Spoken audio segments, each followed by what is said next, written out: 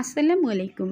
বাংলার রাঁধুনি রান্নাঘরে সবাইকে স্বাগতম। আবার চলে এলাম আপনাদের মাঝে। আজ নিয়ে এসেছি খুবই মজার একদম সহজ একটি রান্না, চাল কুমড়ার চাকভাজি অথবা জালি কুমড়ার চাকভাজি। একদম সহজ এবং অল্প উপকরণে খুব সহজে কী করে তৈরি করা যায় সেটি আপনাদের সাথে শেয়ার করব। এখানে বাজারের একদম কচি একটি চাল কুমড়া কিনে নিয়েছি।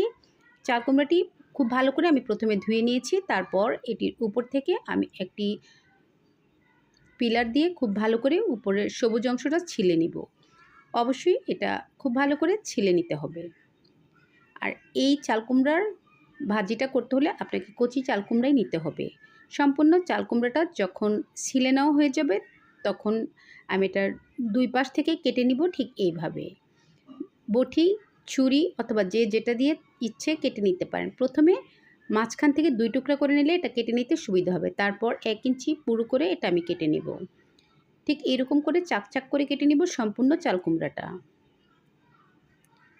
এর পরবর্তী একটি রেসিপি আমি আপনাদের সাথে শেয়ার করব। চাল কুমড়ার পুর যেটা সরিষা দিয়ে ভাজা হবে। সবগুলো এরকম করে কেটে আমি একটি বাটিতে নিয়ে নিলাম এবং 2 থেকে 3 বার এটা খুব ভালো করে ধুয়ে নিতে হবে। পানি দিয়ে আমি ধুয়ে নিব। তারপর পানিটা ঝরিয়ে একটা চালনিতে নিয়ে নিব। ধুয়ে নেওয়া কমপ্লিট হয়ে গিয়েছে। যেহেতু আমার ওই বাটিটা ছোটো হয়ে গিয়েছে, মশলা ভালো করে মাখানো যাবে না, তাই বড় একটি পাত্রে আমি নিয়ে নিচ্ছি। আর এভাবে বড় পাত্রে ছড়িয়ে নিলে চাল কুমড়াতে মশলাগুলো মাখাতে খুব সহজ হবে। নিয়ে নিলাম সবগুলো চাল কুমড়া। তারপর এখানে অ্যাড করে দিলাম স্বাদ অনুযায়ী লবণ। অবশ্যই লবণটা আপনি বুঝে অ্যাড করবেন। তারপর অ্যাড করে দিলাম 1 চা চামচ পরিমাণ হলুদের গুঁড়া। সাথে আরও অ্যাড করে দিব 1 চা চামচ পরিমাণ লাল মরিচের গুঁড়া। ঝালটাও আপনি বুঝে অ্যাড করবেন। যদি ঝাল বেশি খেতে চান সেক্ষেত্রে মরিচের পরিমাণটা একটু বাড়িয়ে দিতে পারেন। তারপর অ্যাড করে দিলাম 1/2 চা চামচ পরিমাণ ধনিয়ার গুঁড়া। সাথে আরও অ্যাড করব 1/2 চা চামচ পরিমাণ জিরা গুঁড়া। সব গুঁড়া মশলাগুলো দেওয়ার পর এখানে অ্যাড করে দিব 1 চা চামচ পরিমাণ আদা রসুন বাটা। চাইলে আপনারা এখানে 1 টেবিল চামচ পরিমাণ সরিষার তেল অ্যাড করে ভালো করে মশলাটা মাখিয়ে নেবেন। এতে করে মশলাগুলো খুব ভালো করে মসৃণ হয়ে চাল কুমড়ার গায়ে লেগে যাবে। সবগুলো চাল কুমড়া এভাবে মাখিয়ে নেওয়া কমপ্লিট হয়ে গেল। চলে যাব ভাজতে। খুব বেশি তেল প্রয়োজন হবে না এটা ভাজার জন্য, আর ফ্রাই প্যান হলে তো তেলটা আরও কমই লাগবে।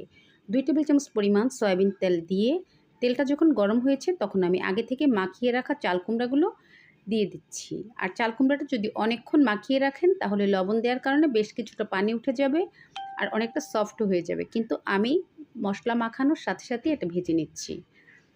এক পিঠ 4 থেকে 5 মিনিট মিডিয়াম লো আঁচে রেখে ভেজে যখন কালারটা চেঞ্জ হয়ে যাবে তখন উল্টে দিব। ঠিক অপর পৃষ্ঠাটাও 4 থেকে 5 মিনিট ভেজে কালার চেঞ্জ হবে এবং সফট হয়ে যাবে, সিদ্ধ হয়ে যাবে, ঠিক তখন আমি এটা নামিয়ে নিব। একদম সহজ কিন্তু খেতে অসম্ভব টেস্টি। যে কেউ চাইলে এটা গরম ভাত দিয়ে খেয়ে দেখতে পারেন কতটা মজার। সাথে যদি হয় ভাজা শুকনা মরিচ তাহলে তো কথাই নেই। আর সরিষার তেলে ভাজলেও কিন্তু এটা খেতে আরও বেশি মজা হবে। দেখুন মাশাআল্লাহ কালারটা কতটা সুন্দর হয়েছে। ঠিক এভাবেই সবগুলো চাল কুমড়া আমি আস্তে আস্তে ভেজে নেব। আমার হাজব্যান্ড বাজার থেকে যখনই কচি চাল কুমড়া আনবে হয় এই ভাজিটা করতে হবে, না হয় গ্রেটার দিয়ে কুচি কুচি করে ভেজে তারপর খেতে হয়, যেটা ঝরঝরে চাল কুমড়া ভাজি আমার চ্যানেল আছে, আপনারা চাইলে দেখে নিতে পারেন। আমি ডেসক্রিপশন বক্সে অবশ্যই লিঙ্কটা অ্যাড করে দিব। চাল কুমড়াগুলো ভাজা হয়ে গেছে, এখন আমি উঠিয়ে নিব।